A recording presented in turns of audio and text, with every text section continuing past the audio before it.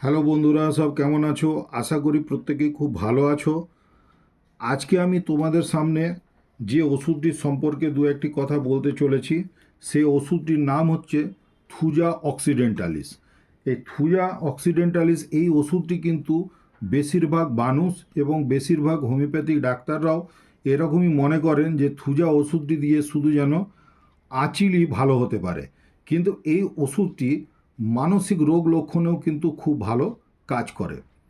সেই হিসাবে আমি কিছু কথা বলবো যাতে করে থুজা ওষুধটিকে চিনে নেওয়াও খুব সহজ হয় এবং মানসিক রোগ লক্ষণে কিভাবে এটি কাজ করতে পারে, অর্থাৎ সাইকাট্রিক প্রবলেমেও যে এই ওষুধটি ভালো কাজ করতে পারে সেটি সম্পর্কে তোমাদের আইডিয়া হবে। আশা করছি তোমাদের এই ভিডিওটি খুবই ভালো লাগবে। সম্পূর্ণ ভিডিওটি দেখবার চেষ্টা করো। থুজার রুগী একটু মোটাসোটা হতে পারে, একটু সাধারণত একটু কালো চেহারার হতে পারে, তবে রোগা হলে যে থুজা লাগবে না এরকম বলা যায় না। ব্যতিক্রমী সব ওষুধের ক্ষেত্রেই হতে পারে, সেই হিসাবে এটিও হতে পারে। মুখ চোখ রক্তশূন্য ফ্যাকাশে ও মুখে তেলতেলে একটা ভাব দেখতে পাওয়া যাবে। এটি আমি একটু থুজার ফিজিক্যাল মেকআপটা বলে দিচ্ছি এবং সেই মানুষটির টেম্পারামেন্ট কেমন হবে। এমনিতে সে কিন্তু আস্তে আস্তে কথা বলে, কিন্তু হঠাৎ করে সে আবার খুব জোরে জোরেও কথা বলতে পারে, বিশেষত রেগে গেলে খুব জোরে কথা বলতে পারে। চিন্তা শক্তি তার কম থাকে এবং কুসংস্কারাচ্ছন্ন ও কলহপ্রিয়, অর্থাৎ খুব অল্প কোনো কারণে সে কিন্তু ঝগড়াঝাটি করতে পারে। এই ধরনের তার কিন্তু মানসিক সিমটমস একটি থাকবে। বাস্তব জ্ঞান বা বুদ্ধি একটু কম, একলা থাকতে বেশি ভালোবাসে, নির্জন প্রিয় হয়। ঘুমের সময় নানান ধরনের সে স্বপ্ন দেখে। স্বপ্নে সে কোথাও যেন উড়ে যাচ্ছে বা কোথাও পড়ে যাচ্ছে, এই ধরনের তার স্বপ্ন আসে। এবং থুজা পেশেন্ট কিন্তু মৃত ব্যক্তির খুব স্বপ্ন দেখে। মৃত লোক তার হয়তো পরিচিত বা অপরিচিত মৃত ব্যক্তিদের সে কিন্তু স্বপ্ন দেখে। মন তার একটু বিষণ্ণগ্রস্ত হয়, আর আত্মহত্যা একটা সুইসাইডাল টেন্ডেন্সি কিন্তু এই থুজা মেডিসিনের মধ্যে দেখতে পাওয়া যায়।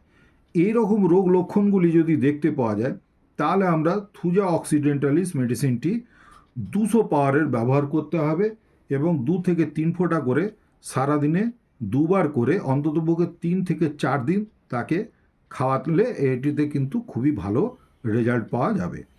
এছাড়াও এর মানসিক রোগ লক্ষণের মধ্যে আরও কিছু বিশেষ দ্রষ্টব্য আছে। ভ্রান্ত ধারণা বা ভ্রান্ত কোনো জিনিসকে সে কিন্তু বদ্ধমূল বলে ধরে নেয়, অর্থাৎ তার বুকে একটা যেন সে ব্যথা মনে করছে বা গলাতে কিছু যেন আটকে আছে। প্রকৃতপক্ষে কিন্তু কিছু আটকে নেই, কিন্তু তার মনের ভিতরে এরকম ধরনের একটা বসে যায় মনের মধ্যে, সেটিকে ফিক্সড আইডিয়া বলা হয়। এই এই সিমটমসটির ক্ষেত্রেও কিন্তু এই থুজা ওষুধটি খুবই ভালো কাজ করে। এরপরে সে এইরকম মনে করে যে তার শরীরটি যেন একটি কাঁচ দিয়ে তৈরি করা আছে, কিছুতে যদি টাচ হয়ে যায় তাহলে যেন তার হাত বা পা ভেঙে যেতে পারে বা গোটা শরীরটি ভেঙে যেতে পারে। এরকম একটা মানসিক রোগ লক্ষণ এই ওষুধের ক্ষেত্রে, থুজা ওষুধটির ক্ষেত্রে আমরা দেখতে পারি বা পেতে পারি। তখন কিন্তু আমরা এই ওষুধটির কথা ভাবব। এর চেয়েও সবচেয়ে বড় একটি বিশেষ লক্ষণ আছে। এই থুজা রুগী সে মনে ভাবে যে তার বাড়ির ভিতরে যেন কিছু আত্মা ঘুরে বেড়াচ্ছে বা তার শরীর থেকে যেন তার আত্মা বেরিয়ে তার পিছনে পিছনে ধাওয়া করছে, বা কোনো লোকজন যেন ঢুকে গেছে, আত্মা নয় বাস্তবিক লোকজন যেন ঢুকে গেছে। অর্থাৎ এই ধরনের নানান ধরনের তার কিন্তু মনের ভিতরে ভ্রান্ত ধারণা আসে। তাহলে বন্ধুরা বুঝতে পারছো যে এই রোগ লক্ষণগুলি যদি কারোর ক্ষেত্রে আমরা দেখতে পাই, হয়তো কোনো মানুষ যদি এরকম বলে যে আমার বাড়িতে কিছু দুষ্কৃতকারী ঢুকে ঘুরে বেড়াচ্ছে, হ্যাঁ, তারা নানান ধরনের অন্যায় অবিচার করছে, অথচ সেখানে কিন্তু কেউ নেই, এই ধরনের যদি সিমটমস আমরা দেখতে পাই, সেখানে কিন্তু আমরা থুজা ওষুধটির কথা ভাববো। এবং স্ত্রীদের ক্ষেত্রে, স্ত্রী লোকেদের ক্ষেত্রে এটির একটি বিশেষ লক্ষণ আছে, সেটি হচ্ছে সে নিজেকে যেন গর্ভবতী মনে করবে, ফলস প্রেগন্যান্সি তার ফিলিংস আসবে। এই ক্ষেত্রেও কিন্তু আমরা এই থুজা অক্সিডেন্টালিস ওষুধটি আমরা প্রয়োগ করতে পারি। তাহলে বন্ধুরা, আমার এই ওষুধটি সম্পর্কে এইটুকুই বোঝাবার ছিল যে থুজা মানে আচিল নয়, আর আচিল মানেই থুজা নয়। আমি আরও থুজা সম্পর্কে আরও অনেক কিছু বলবো আস্তে আস্তে। তোমাদের যদি ভালো লাগে এই ভিডিওটিতে লাইক দিয়ে আমাকে এনকারেজ করবে, তাহলে আমি কিন্তু থুজা সম্পর্কে আগামী দিনে আরও অনেক কিছু বলবো, যে থুজা ওষুধটি দিয়ে কত বড় বড় রোগ সারানো যায় সেটি সম্পর্কে তোমাদেরকে আমি আইডিয়া দেব। এই ভিডিওটি ভালো লাগলে লাইক করে শেয়ার করে দিও বন্ধু বান্ধবদের মধ্যে, তারাও উপকৃত হবে।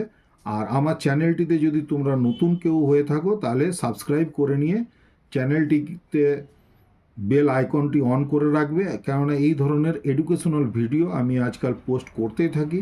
কমেন্ট সেকশনে এসে কমেন্ট করে জানাতে পারো যে তোমরা কোন বিষয়ের উপরে ভিডিও দেখতে চাইছো, আমার কাছ থেকে জানতে চাইছো, বা কোনো হোমিওপ্যাথিক ওষুধ বা রোগ সম্পর্কে আমি সেটির উপরেও বিশেষভাবে চর্চা করার চেষ্টা করব। ধন্যবাদ বন্ধুরা, সকলে ভালো থেকো।